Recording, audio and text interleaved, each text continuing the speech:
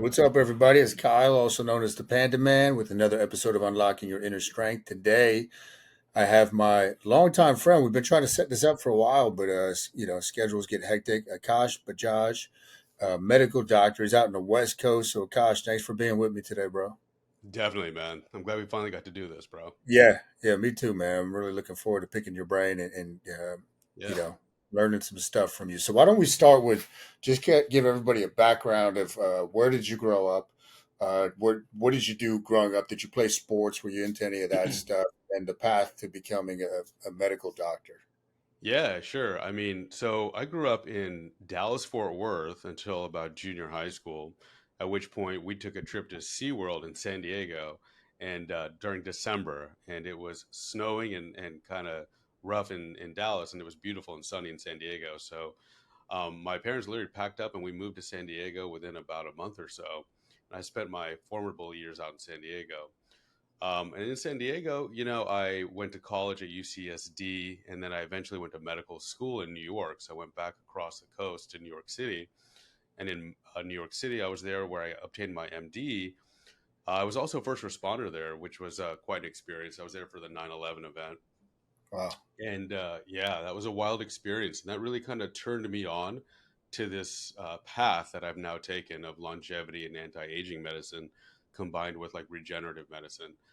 And the reason for that is when you experience something like that, you really understand firsthand the fragility and kind of ephemeral nature of life.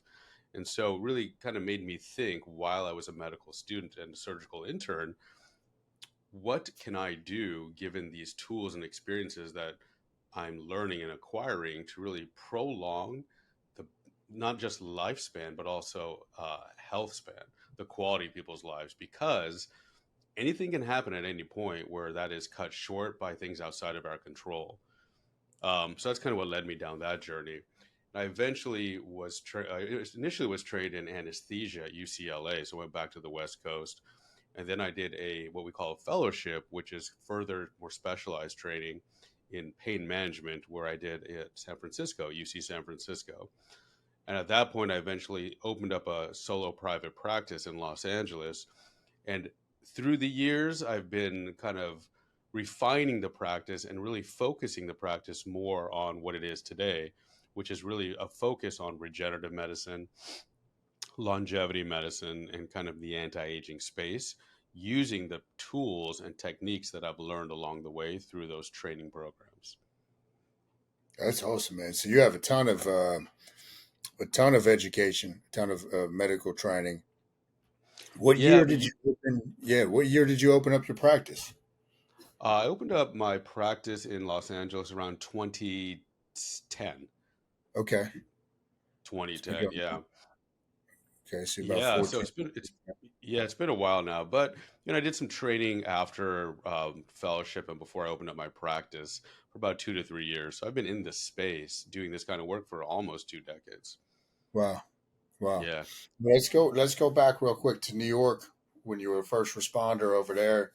yeah, man. 9/11. Like, were you in the city that day when that happened? Like, tell us a little bit about that experience. I was a surgical intern at what was called St. Vincent's Hospital, which is now gone.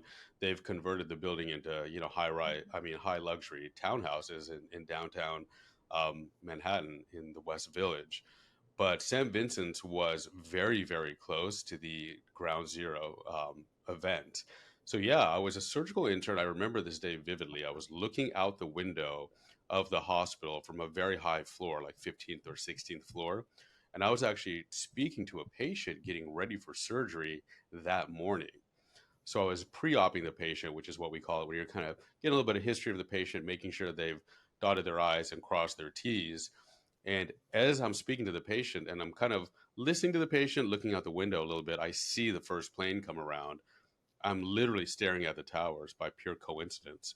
See the first plane come around, strike the first tower. Obviously, surgery for this patient was canceled, as well as for the entire hospital. So we had kind of a disaster drill called, and all of us ran down to the emergency room. Surgical interns, the surgical attendings, every trained professional basically in the building. And I remember this like literally like it was yesterday.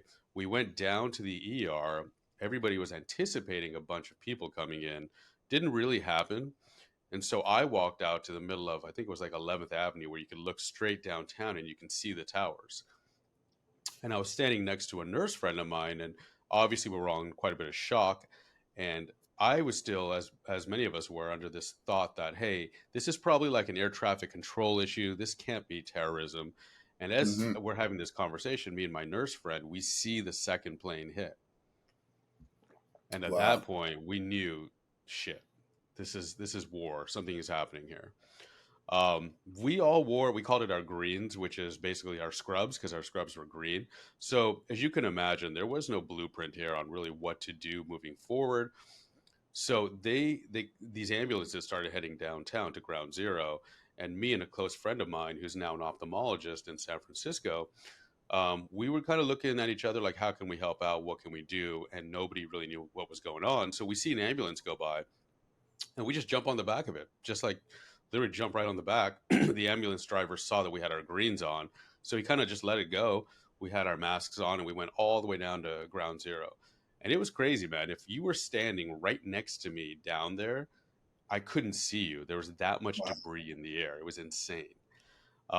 So me and my buddy at the time, we kind of were looking around for survivors. We literally heard nothing. It was the most creepiest thing you can imagine, because you're in the middle of a war zone and you hear nothing, right? No screams, no nothing. It was just silent and you couldn't see anything. Eventually, we made our way back on a different ambulance, headed back to the hospital, because if nobody's down here, of course they've got to be at the hospital, right?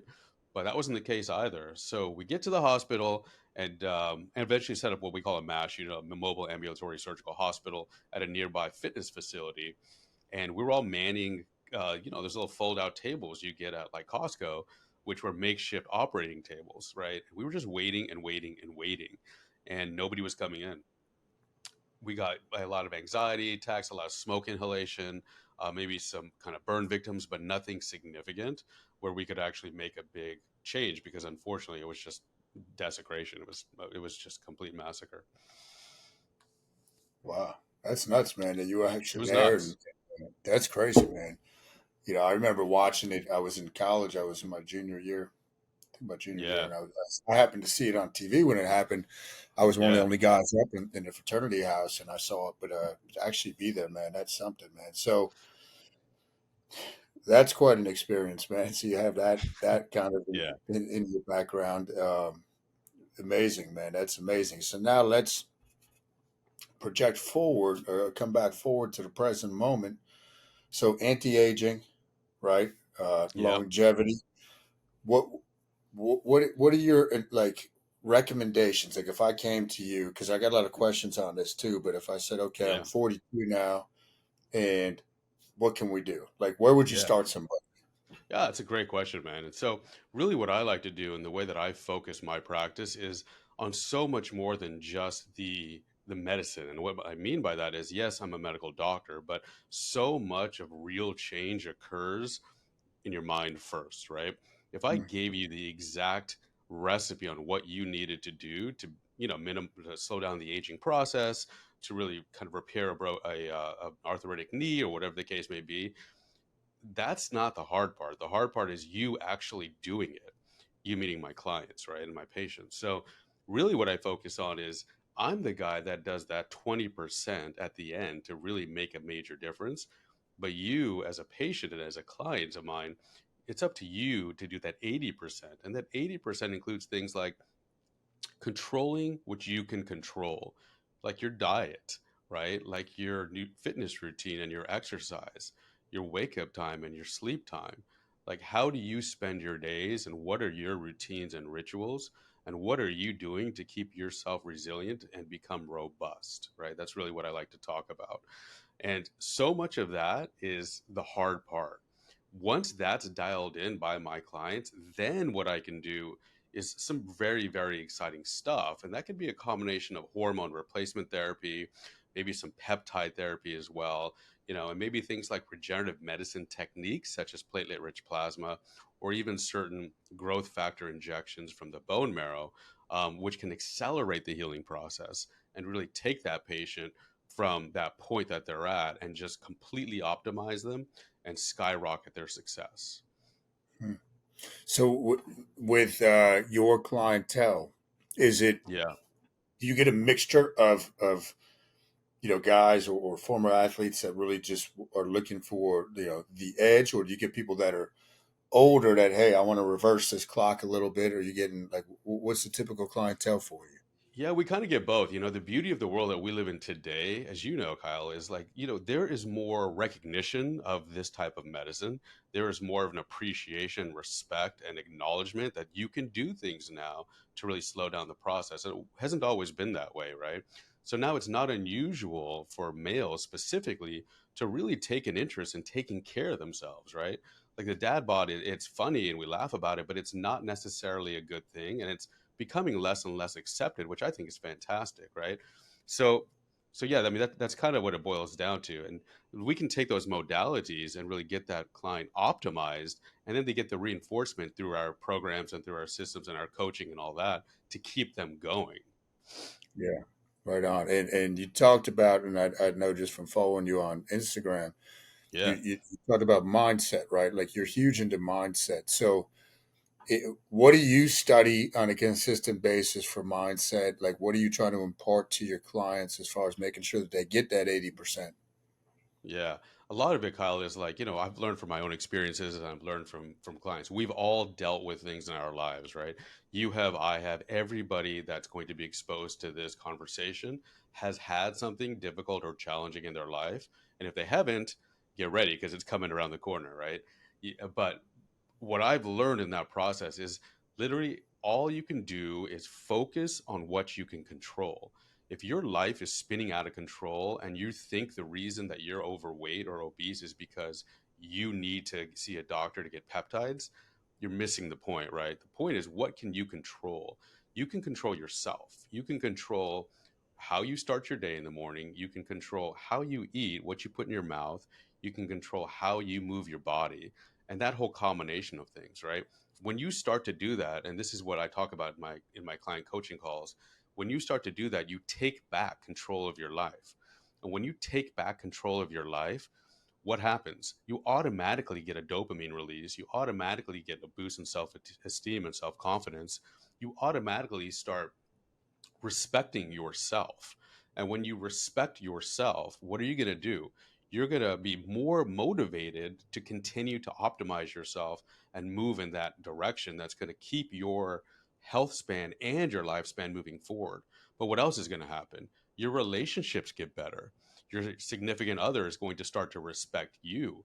Your kids, if you're a parent like I am, they're going to start to look at or mom and say, man, I want to be like dad and mom now, not the guy who's eating like Cheetos, drinking a beer, saying, "Son, you should never drink and you got to eat healthy."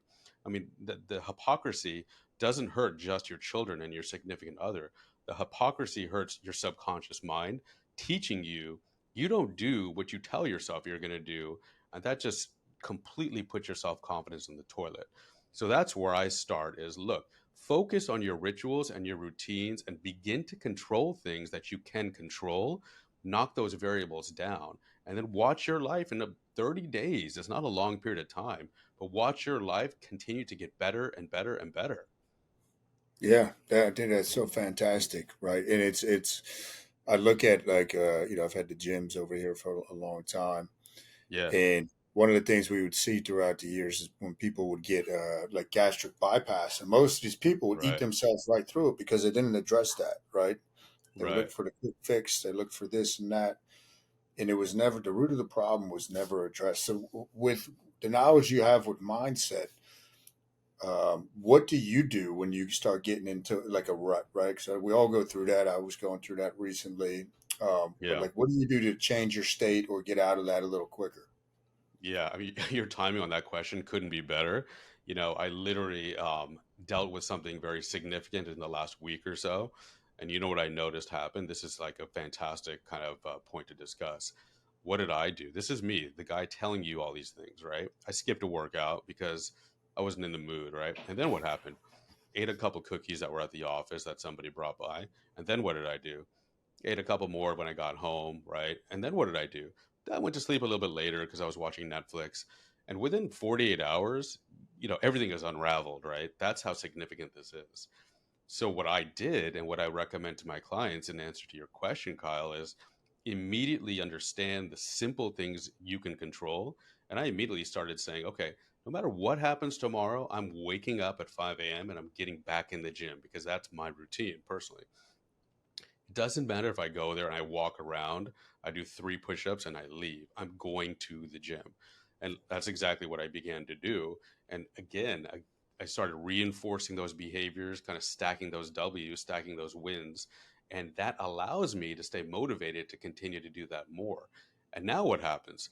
It's much easier to push away those donuts and those cookies and that junk because you don't want to lose all the gains you've just given yourself. And then what happens?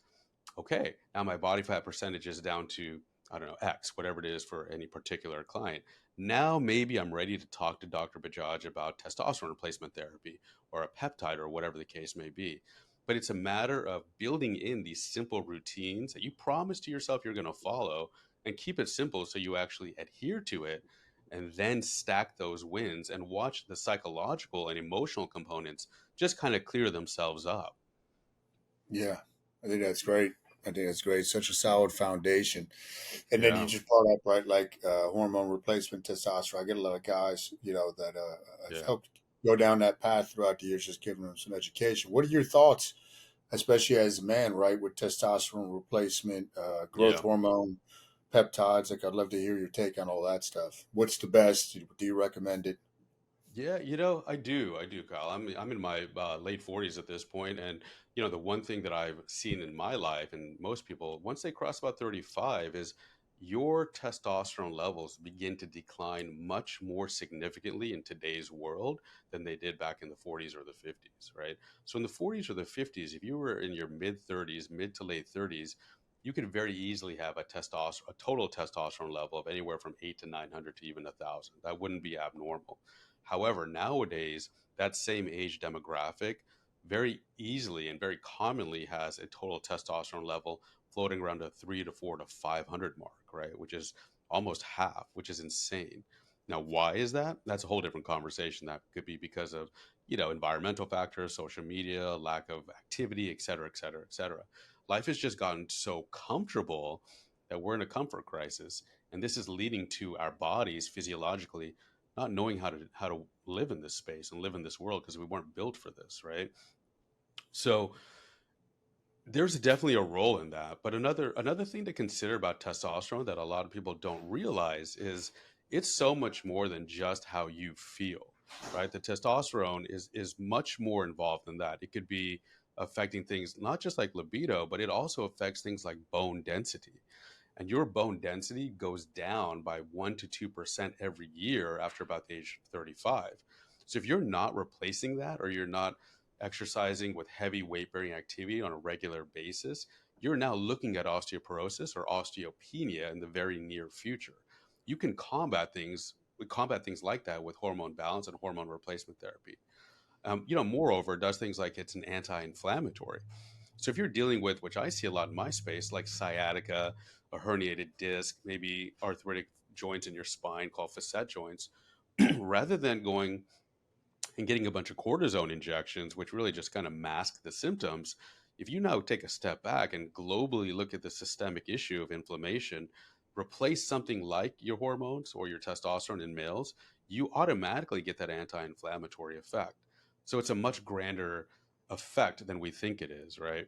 There's also studies out that people don't talk about a lot, and I don't really know why, but there's studies showing that if you're a male over 50 years old, you have a greater likelihood of death in the next 20 years if you're low in testosterone versus if you're normal in testosterone. And 33% of males have a greater likelihood of death from any cause of any age if you're low in testosterone. So it's a very powerful molecule. Does it do everything? No, of course not, right? And it's more about the balance, not just replacing testosterone. It's more about the hormonal balance, but that's very fundamental and very foundational. And where do you like to try to get guys as far as if we're looking at total testosterone? I know the range Yeah, is stupid, right? It's like 200 to 1200, depending whatever. But right. where do you see as like optimal to get your guys? Good question, man. It depends on the guy, to be honest with you. I have some guys that are functioning amazing at like 6 to 700, but I have a lot of guys that do really optimally around 8 to 900. I think once you hit about 1,000 and higher, your risks are maybe outweighing your benefits a little bit, but I think those kind of levels is where you want to float and stick around. But it all really depends on symptoms, right? If you're somebody you feel like you're kicking ass, your libido's good, you have all your ducks in a row and everything is lined up with just a 2 to 300 point bump getting you to maybe 6 to 700, great, that's fantastic. So it's a very bespoke, customized model. Yeah, I like it. I like it. Getting them to that what's optimal for them, and That's right. looking towards that higher normal. Um, that then I've had so many guys will tell me they went to the doctor and the doctor says, "Well, you're in the normal range." I'll be like, "What were you?" They'll be like 300. I'll be like, "Yeah, you're Right. in the normal range, man, but you probably don't feel the greatest."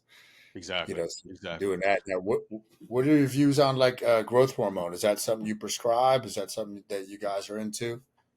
I don't think there's really a need for it in this day and age. It used to be pretty popular. I'm sure it still is in certain circles.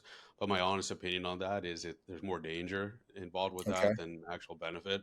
Growth hormone causes everything to grow if you take it exogenously, meaning from the outside of your body. And what I mean by that is if you have something precancerous lurking around in your body and you give that thing enough fuel from something like growth hormone, you can potentially convert that to a cancerous issue. Moreover, your organs, right, they also grow. So your liver can get enlarged, your heart can get enlarged.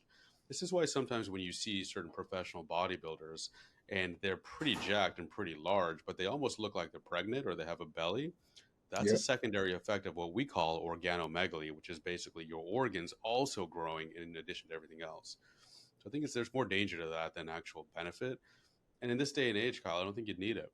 If you get your Okay. hormones balanced properly, if that's not enough and you start looking at certain peptides, which can act as growth hormone analogs, you're going to be much safer.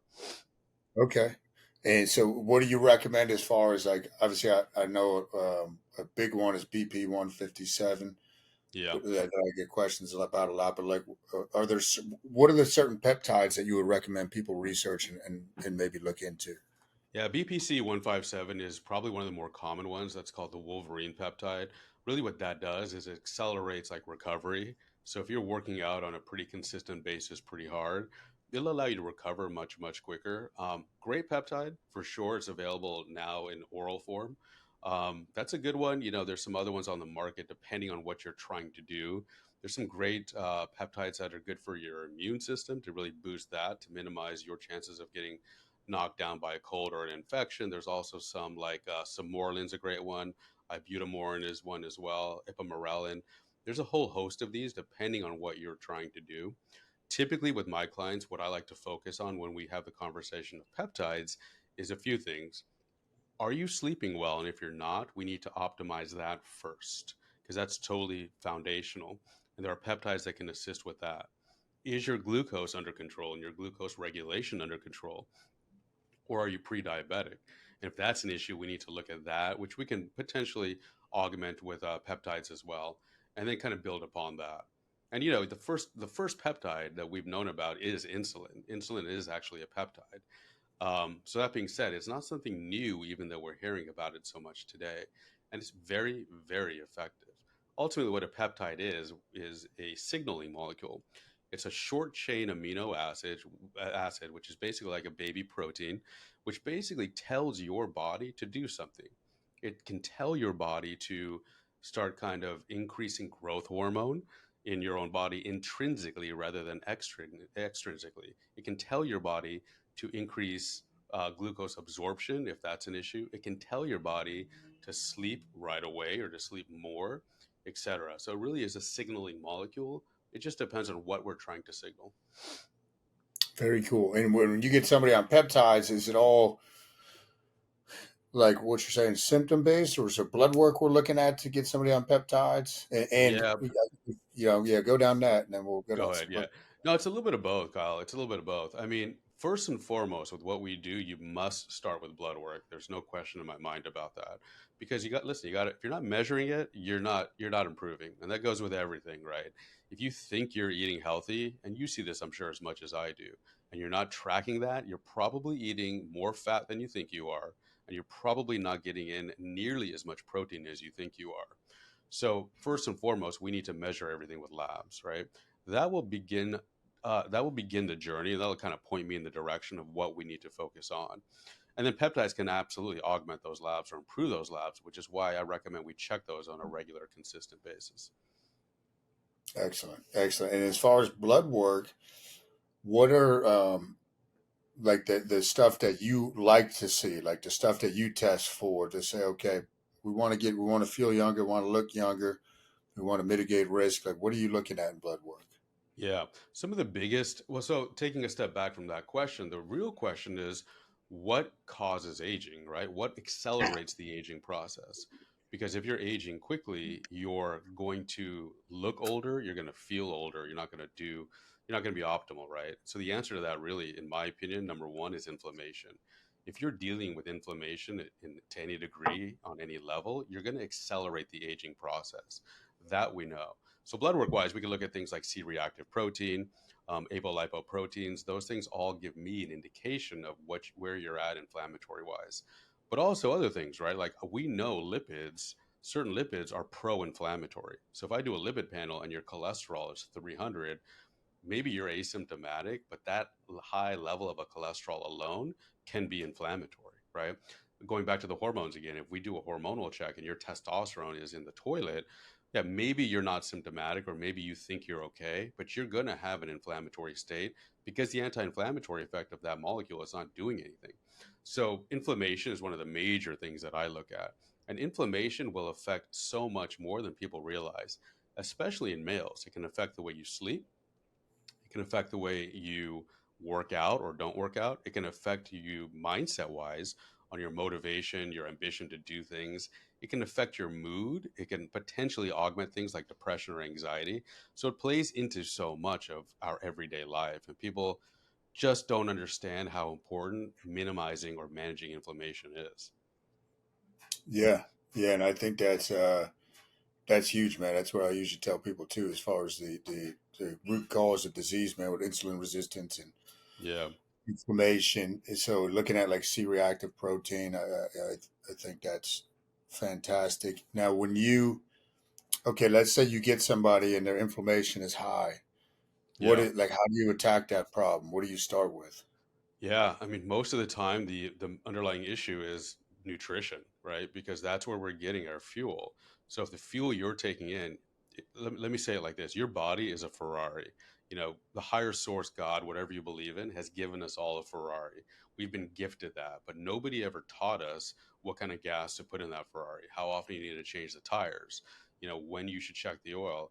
And a lot of us just get in that car, start it, don't warm it up, and jam the gas pedal and go, right? And then we break down and we wonder why. And then we go to a car mechanic, aka a doctor. So if I see high inflammation in somebody as a starting point, that's the first thing that I start to kind of question is what are you eating? Break it down for me, measure it for a week or two, give me that data, and let's see what's going on. Like let's look under the hood a little bit and see what's happening. So I'd say diet and nutrition is number one. And you touched on a little bit before sleep. Like that's always a huge thing. Yeah. Somebody's struggling with sleep. What do you how are you attacking that issue? Like where do you start somebody? Sure, sure. I mean, I have a excuse me. I have a great podcast on sleep. And one of the things I talk about in that is certain kind of rituals and routines that people can incorporate to really build in the habit of getting ready to go to sleep. You can teach yourself when it's time to go to bed, be it having a certain kind of tea at 6 p.m., not looking at screens 2 hours before you go to bed. Eventually, your body will build that habit, right? And that's a huge factor. It's a very big factor as people are screen sucking all day, and they basically think I can screen suck until 9:59 p.m., put my phone down, and I'll fall asleep at 10 p.m. It's kind of ridiculous, to be honest with you.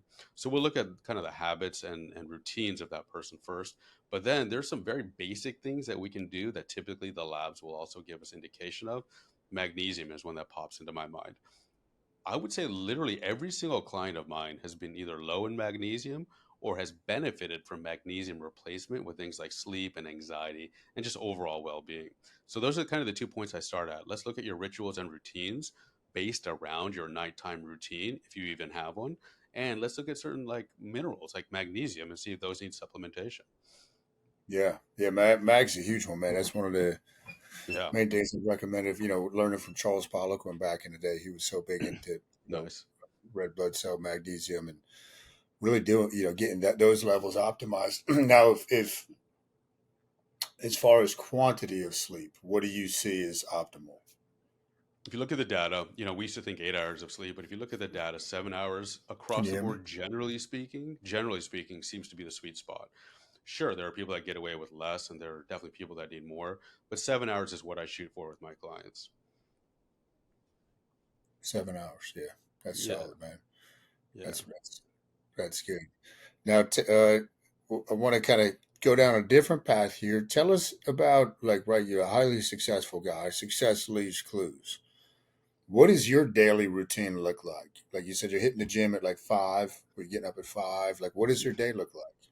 Yeah, yeah. What's funny, Kyle, is as a father, and I think most fathers will agree, you never realize what you can do with your time until you have kids. And what I Yeah, mean by that is, before kids, 8, 9, 10, 9:30 a.m. was early, right? And I could barely get myself moving around that time. But you learn how to function on such less sleep well once you have children. I think my kids have taught me that. So my routine now, because I have two little kids, two kids under 5 years old, I have to carve time out of my day for myself so I can be a totally present father, because you don't want to be that dad that's kind of half in and half out, just doing a half-ass job. So my day starts around 5 a.m. I'll get up. I typically try to wake up before that, around 4:45 or so, but my alarm goes off at 5. I immediately have kind of a supplement routine I use, which includes a combination of protein. It includes creatine, and it includes a green powder as well, and then like a electrolyte based powder. I'll put all that in together in 1 liter of water. So I'll mix it all together. I'll drink the entire liter. Excuse me. And then I also take NMN and NR, which are both NAD plus precursors. I also believe in taking like a strong anti-inflammatory in the morning, so I stack turmeric on top of that. And that whole process, I wash down with a cup of black coffee. Now it's about maybe 5:20 or so, and now I'll go meditate. And I'll start my meditation for, I'll perform a meditation for about 10 to 20 minutes, just depending on how things go. And at that point, my body's begins to wake up. I've digested now what I've just taken in, and then I'll go to the gym, spend some time in the gym, followed by usually a sauna session to get those heat shock proteins up and running, clean up, and then get to the office. And typically start my office day at around 7:30, 8, something like that. And then I'll begin my workday. okay, so you go right into in your work day. Are you running the practice, the center from Monday through Friday? Yeah, yeah. Even Saturdays sometimes, I have a whole Okay, team here. So I'm the CEO and the founder, but we have a team of doctors working with us, physician extenders like PAs, nurse practitioners, and of course support staff as well. And, we're kind of interventional based. So really, the way that I kind of treat my clients is from an anti-aging, regenerative, longevity way is we do all the things we've talked about, but we're very interventional based as well. And what I mean by that is, let's say you're dealing with an arthritic knee and you've done all the things we've talked about, I can still give you a certain type of injection in the knee of something like PRP, or even like a stem cell type mixture or something like that, to fix that focal problem, which will allow you to continue to move forward on the plan that we've set up for you. So I go right into those types of treatments right away. okay, so you go right into that, and then what time are you typically getting home to have family time? Yeah, I try to end my days around 4:35 p.m. It allows me to do a couple things, right? Doesn't It allows me to not burn out, because you can imagine you're just kind of seeing clients all day like that. You're going to hit some sort of burnout, and I want to maintain the quality of the service that we provide at all times, and it gives Sure, me lots of quality time at the end of the day to spend with family, which is paramount. that's great, man. And going back to the meditation, is there a particular form of meditation you use? How long is because a lot of people right, want to get into meditation, they don't even know where to start. Like, is Yeah. there a particular form, and how long do you do it again? Yeah, there's there's a guy I like a lot. His name is Naval Ravikant, and he says something to the effect of, if you can sit still for 30 minutes, most of your problems will solve themselves, right? And so I used to kind of follow these apps like Calm and all these other apps, and they're great. I take nothing away from them. But I honestly just sit there sometimes with background music on a little meditation stool that I have for like 20 to 30 minutes. And I just sit there, literally do nothing with my eyes closed. I'll tell you, Kyle, it's super difficult. Like, it sounds easy, but it's super difficult because that monkey mind of ours is jumping around until it settles, which takes a good 10 to 15 minutes. That's typically what I'll do. And then upon kind of exiting that session, call it 20 minutes, I'll immediately start taking notes of some things that have maybe come into my mind. I love it, man. That's so good. And I'm just rereading Psycho-Cybernetics, and they're talking about that part, with the stillness and giving Yeah, the subconscious mind, space that's right. and slowing down. So that's awesome, man. And you do that every day, pretty much? Pretty much every day. Yeah. I mean, I can tell when I don't, people can tell around me because it does make an effect. It does have an Sure, effect. sure. Are you doing anything like visualization at other parts of the day, or if you used visualization in the Yeah, past? it's a good question. Occasionally, I'll incorporate like a 10-minute visualization at the end of that 20-minute session. So I'll break it up maybe into 10 and 10. It really just depends on where I'm at in my life. If I have a certain project going on, if I'm trying to work on something, or I have a certain challenge I'm dealing with, I'll certainly visualize the outcome that I want. And there's tons of data showing that that is so, so helpful. And outside of the data, I mean, some of the largest and most successful sports heroes of our time really, really kind of conform to that visualization practice as well. So certainly it's super, super helpful. Yeah. Awesome, man. Now, what would you say, like, what's your main focus right now? Professionally, and Yeah. then maybe as an individual, if you can separate them, what's your big thing you're Yeah. locked in on right now? Yeah. I mean, what I'm seeing in the world around us today is there's so much stress and there's so many challenges and distractions that people are dealing with, combined with significant practical concerns like inflation. Like, it's just difficult to live these days, right? So really my focus is built on how do we make people, mostly middle-aged to, higher men, how do we keep them resilient? How do we keep them moving towards becoming the 10.0 version of themselves, being super robust, using rituals and routines? That's really the focus that we have now. So it's wellness medicine and longevity based practices that are interventional in nature when needed, like what I discussed, things like PRP, but really focusing on not just lifespan, because we kind of already have that dialed in, but health span. You want to live longer, but you want to live well. And that's really where the focus lies today. Excellent, man. Excellent. Now, if people want to utilize you, right? So you have your medical practice, and then Yeah. you also, I know like we're on a similar trajectory as far as timeline. You do private coaching now. So Yes. people, I think that's awesome, man, to have that expertise in one bundle where you can coach and you got the medical. Can anybody anywhere work with you? Like, how does the process work? Yeah, typically, I ask people to reach out to me. We do a screening for sure because I certainly want to take on clients that are motivated to do what we need them to do. Um, did my camera just go out? Yeah, without I can still hear you though. Okay. Do you want me to? Let me just. Can you want me to change the battery real quick? Yeah, go ahead. Okay, cool. We're gonna edit this, I assume. Yeah, yeah, yep. Okay. Definitely don't want to go out right when we're about to plug it, right? Definitely not. Yeah. You just Sorry, marked brother. it. Give me one sec. No problem, dude. I hope this is helpful though, man. We're good. Yeah, this is great, dude. I think people are gonna really get a lot out of it. People love hearing from authority figures. Sweet. You know, I love the story at the beginning, man. With 9/11, I think that's people are really gonna find that fascinating. Yeah, it was a wild time, man. That's for sure. Can you imagine, man? I can imagine. Now, are you done having children? I'm done, bro. Yeah, I have Done. two little ones, so I'm definitely done. You have a couple, right? Yeah, we got three. I'm 42 now, so we're thinking about number four. Like that's what That's we kind of exciting, man. decided. Yeah, yeah. So we'll see, God willing, man. If it happens, it happens. If not, then we got our three beautiful kids. Yeah, I'm 48 and I have two under five. Yeah. So you gotta, yeah. That's about what I would if I had another one right now. Because Yeah, we got 8, 6, and 4. that's amazing, bro. That's Yeah, amazing. 8, You got your 6, and hands 4. full for sure. Oh yeah, no doubt, man.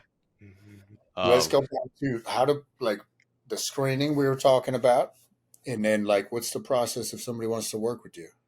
Yeah, I mean, so we definitely like to screen the applicants and make sure that they're a good fit, right? For us, typically we work with a lot of kind of very busy professionals, professional athletes, people of that nature, CEOs, because our program is really built to be very custom and bespoke to you. And really, it's up to you at that point to just follow the program and follow along. And truly, you'll see your life completely change. But that's that kind of person that we like to work with, the person that can really take the program and incorporate it and implement it right away, ready to go, very serious about what we're talking about. The elite level programs that are coaching as well as the medical component all combined.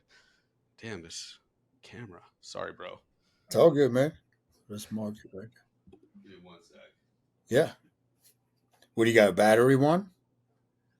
I have a yeah, but I don't think it's a battery. It automatically turns off at some point. Oh yeah. I gotta figure that out. Yeah, no worries, man. I marked it, so I Um, know where to cut it. Yeah, so anyway, I was saying the elite level programs are programs that we incorporate everything, the medical side of it, so you get all the personal kind of medical. Fuck, sorry, dude. No Let me problem. change. Let me change the battery one more time. Yeah, I appreciate your patience, man. of course, man. Stuff happens, man. It's no big deal. All right,